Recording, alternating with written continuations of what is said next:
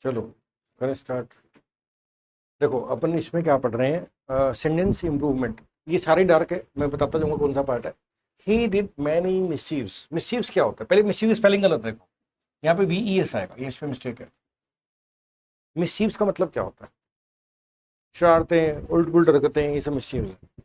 अब कोई भी गलती वगैरह होती है ना, डिड गलत नहीं है, लेकिन देखो गलती ना ज्यादा अच्छा वर्ड है कमिट। इसको क्या बोलते हैं? कोलोकेशन। इसको क्या बोलते हैं? कोलोकेशन। यस। इसलिए कोई एग्जांपल देता हूं, आप कोई डिसीजन लेते हो, क्या बोलते हो? Make a decision. डिसीजन क्या होता है? मेक होता है। डिसीजन क्या होता है? मेक होता है। ऐसी एग्जाम आपने कह दी, मैंने एग्जाम दे दी है, बताओ गिव आएगा, यस और नो, या टेक आएगा? एग्जाम हमेशा टेक होते हैं, गिव कभी नहीं होते। आगे समझ। अब ये चीजों को क्या बोलते हैं? हाँ, लेकिन ध्यान, आई हैव टेकन एग्जाम होता है, I have given exam wrong है।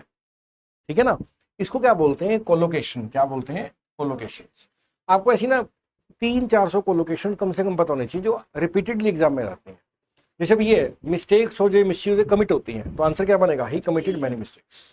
इसका इंप्रूवमेंट हो गया। ठीक है ना? इंप्रूवमेंट का ये मतलब है, ये हो सकता है गलत नहीं है, इसको और अच्छा करना है, ये गलत, इसको सही करना, दोनों कह सकते हैं, राइट? अब देखो ये देखते हैं। he has said out of so, he has said so out of affection, do not take it to heart। इसकी हिंदी बताओ पहले क्या बनेगी? आपने जो करेक्शन करनी है लास्ट पार्ट में है।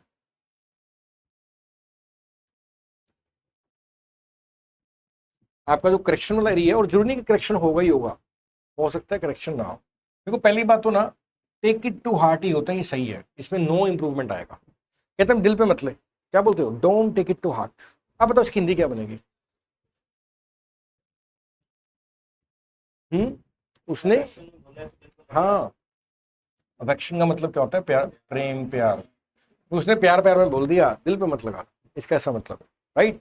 चलो अब आगे देखते हैं। थर्ड बताओ। I would gladly accompany your sister if you had asked him. देखो ये आपको पढ़ा रखा है, आपको बता देता हूँ, ये आपको पढ़ाया था, टेंसेस के अंदर पढ़ाया था। ऑप्शन की टेंशन ना लेना, थोड़े उल्ट पुल्ट है। आप बता दो इसमें क्या गलती है या क्या इंप्रूवमेंट होना चाहिए। हिंट दे देता हूं मैं आपके लिए, ये कंडीशनल सेंटेंस है। आपको कंडीशनल पढ़ा दे, ध्यान नीतीश पढ़े थे हमने, सेकंड कंडीशनल, थर्ड कंडीशनल।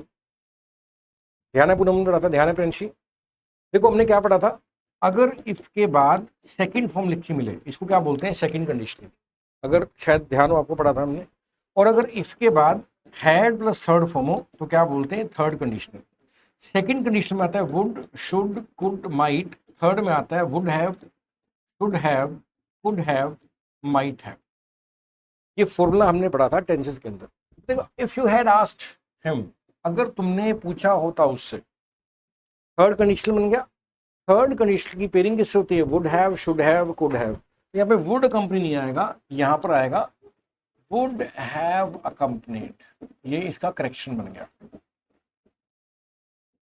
इसकी हिंदी क्या बनेगी? कि मैंने तुम्हारी सिस्टर का खुशी खुशी साथ दिया होता अगर तुमने मुझसे पूछा होता।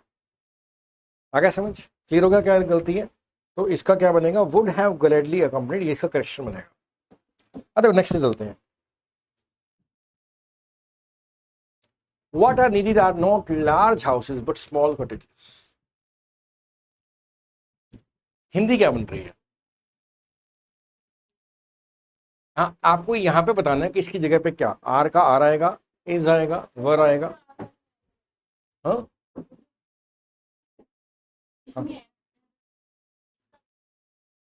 Okay, what is needed first part में क्या?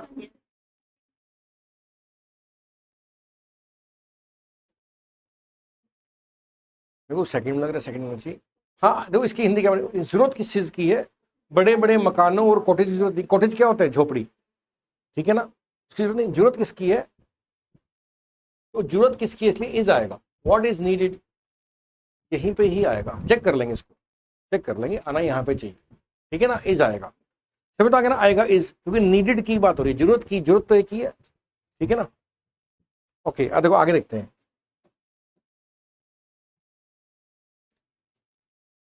पहले हिंदी बनाओ। His father won't be able to leave for Varanasi until they have arrived। They arrive, yes। देखो हिंदी क्या बन रही है? ये वॉन्ट क्या चीज है? विल नॉट होता है, पढ़ा था हमने क्वेश्चन टैग में। वॉन्ट का मतलब है विल नॉट, कि उसके पिता नहीं आ पाएंगे जब तक वो नहीं पहुंच जाते हैं, तो अंटिल दे अराइव आएगा। ठीक है ना, अगेन रीडिंग प्रैक्टिस थोड़ा सा, तो क्या आएगा? अंटिल दे अराइव, ए इसका पार्ट क्या बनेगा। या इसको ऐसे भी कह सकते हो, हमने पढ़ा था फ्यूचर की पेयरिंग किससे होती है? प्रेजेंट से होती है। तो ये फ्यूचर है, पेयरिंग किससे होगी? प्रेजेंट से होगी। क्लियर? ये बताओ, the plan broke open for want of funds, पैसे की चाहत के लिए प्लान ब्रेक टूट गया, सबके सामने आ गया ऐसा मतलब। देखो ब्रेकअप तो आपको पता ही है, ब्रेकअप क्या होता है? बातचीत बंद कर देना, रिश्ता खत्म कर देना, ब्रेकअप करना होता है। मैं किसी रिश्ते की बात तो नहीं रही, इसलिए ब्रेकअप नहीं आएगा इसका। ब्रेकआउट का मतलब होता है कोई चीज फैल जाना, जैसे कोरोना वायरस फैल गया था तो क्या बोला? कोरोना वायरस ब्रेकआउट हो गया। ये फ्रेजल वर्ब्स है। ब्रेक डाउन होता है दिल टूट जाना, रो पड़ना।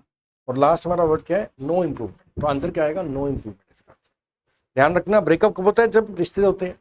ब्रेकआउट कब होता है? जब कोई चीज, आग फैल गई, अफवाह फैल गई, बीमारी फैल गई, तो ब्रेकआउट लिखा जाता है।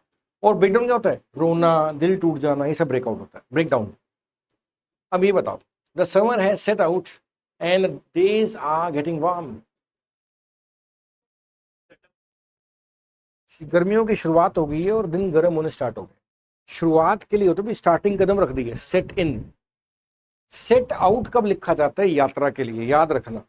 देखो, अगर आप कभी भी कोई यात्रा स्टार्ट करते हो ना, तो अपन लिखते हैं जर्नी के लिए लिखा जाता है सेट आउट। तो यहां पर समर की शुरुआत हो गई है, समर ने कदम रख दी है, ऐसा मतलब है, तो सेट इन।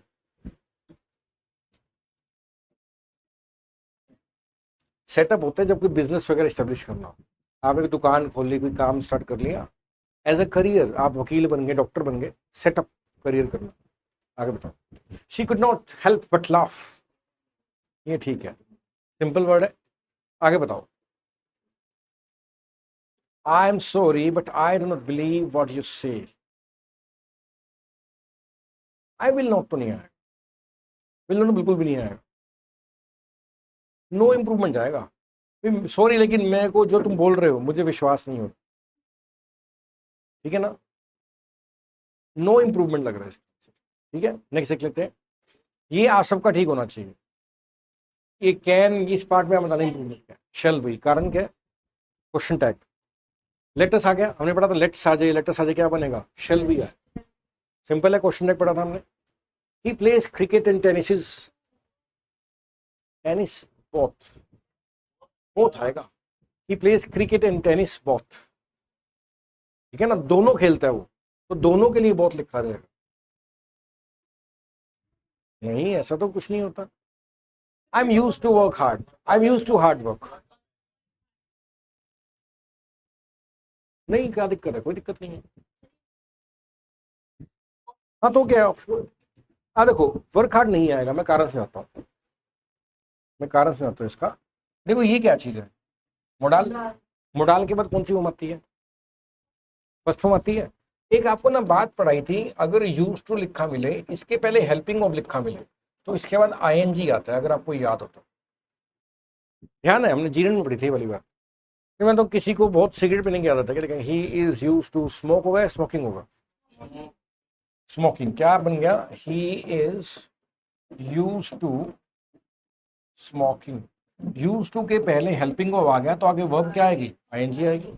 तो यहां पर अगर मैं वर्क लिख दूंगा, वर्क एक वर्ब है, तो वर्किंग हार्डली बन गया वैसे तो हार्डली तो वैसे नहीं आएगा। तो हार्ड वर्क नाउन है एक तरह का, देखो हार्ड वर्क का आदत है, I am use to hard work. Working hard, यहाँ पे देखो वर्किंग नहीं है, अगर वर्ब पहला है तो आईएनजी लगाना पड़ेगा। आ गया समझ? इसलिए नो एरर बनेगा, नो इंप्रूवमेंट। आगे बताओ,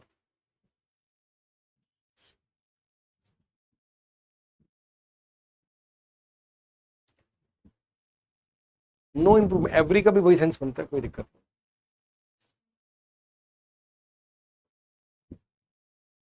होते सिंगुलर है दोनों, बट उसकी सेंस बन रही है।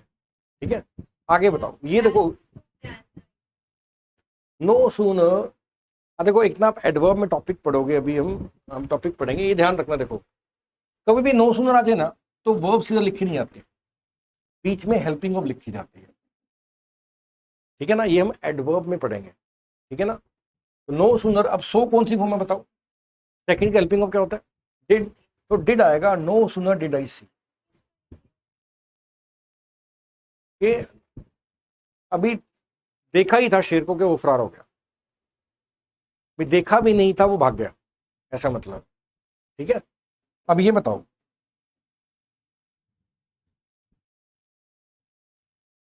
The need of the hour was some fast action on the part of leaders. Need of the hour क्या होता है, समय की जरूरत भी, कहते हैं ना आर की तरह की जरूरत है, the need of the hour, इसमें कोई एरर नहीं है, was some fast action on the part of leaders, तो नीड ही आएगा। देखो ये सही है बिल्कुल, अभी तक तो कोई एरर नहीं लग रहा इसके अंदर, तो नीडिंग तो आएगा नहीं, नीडेड भी नहीं आएगा, नीड्स भी नहीं आएगा, कोई दिक्कत नहीं। अब ये ला बताओ, ये थोड़ा उल्ट पुल्ट है, ये देख लेते हैं, ये बताओ है क्या, एक आधा एक्स्ट्रा है, ये बताओ, Shakespeare lived for the reigns of Elizabeth one and James one. Reign का मतलब क्या होता है, हाँ राज, रेन का मतलब है राज, हाँ भी शेक्सपियर कब प्रेजेंट था, ड्यूरिंग द रेन ऑफ, और नहीं आएगा, ड्यूरिंग द रेन, सिंपल है। नेक्स्ट बताओ, ये बताओ, the teacher asked the intruder who was, ये आपका सही होना चाहिए, नरेशन जिसने पढ़ रखा है उसको आना चाहिए।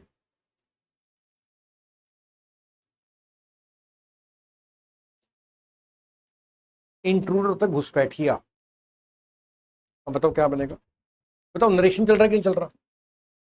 हमने एक बात पढ़ी थी, जब नरेशन करते हो तो हेल्पिंग वर्ब लेफ्ट पे नहीं राइट पे लिखा जाता है, ही वाज नहीं होगा, वाज ही नहीं होगा, ही वाज होगा, ऐसी वाज ही नहीं होगा, ही वाज होगा, दोनों के हेल्पिंग वर्ब बाहर आ जाएंगे, इसलिए ए इसका आंसर आ गया।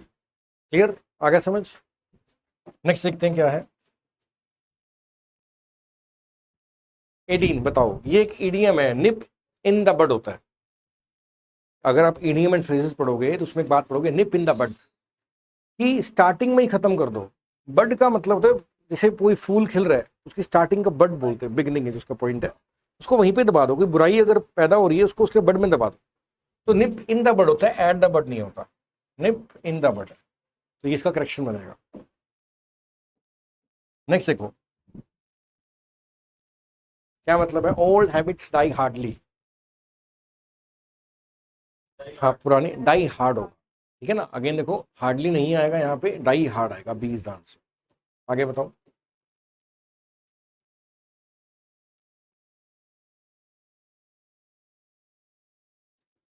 यहाँ पे कोई मिसिंग है, मिस हो गया, ये भी मिसिंग है, ये देखो ये बताओ, ये सारा ये वाला बताओ, 23rd ये सही है, करेक्शन सेट करना है। लास्ट इवनिंग, देखो यहाँ पे लास्ट के पहले क्या है, ओन इन वगैरह नहीं है ना, तो ये पार्ट सही है, इसका मतलब लास्ट या नेक्स्ट के पहले प्रेपोजिशन नहीं लगता।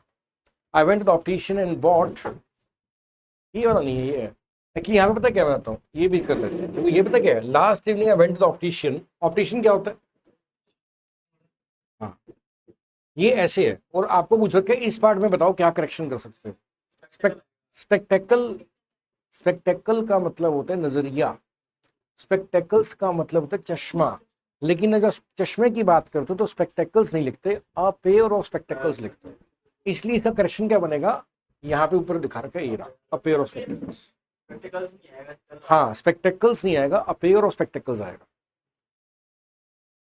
देखो अब ये भी देख लेते हैं, ये थोड़ा सा मिस्टेक है इसके अंदर, education is a strong instrument है ये for moulding the future generation, ऐसा कुछ है। अब देखो इंस्ट्रूमेंट स्ट्रॉन्ग नहीं होता, पावरफुल होता है, ये है कोलोकेशन, याद रखना है, इंस्ट्रूमेंट स्ट्रॉन्ग नहीं होता, पावरफुल होता है, सिंपल है। तो ये भी हो गया, ये भी हो गया हमारा। अब ये बताओ, the problems of translation are still remain, will still remain आएगा, they have stopped from constructing new buildings, बताओ क्या प्रॉब्लम है, दे have stopped.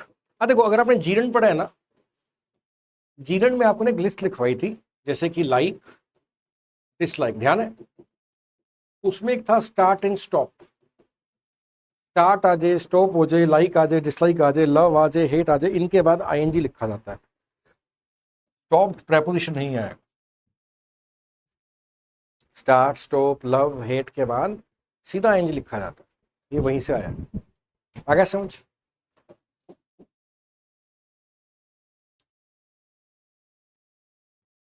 The cloud of misfortune appears to have blown out. Hindi क्या बन रही है?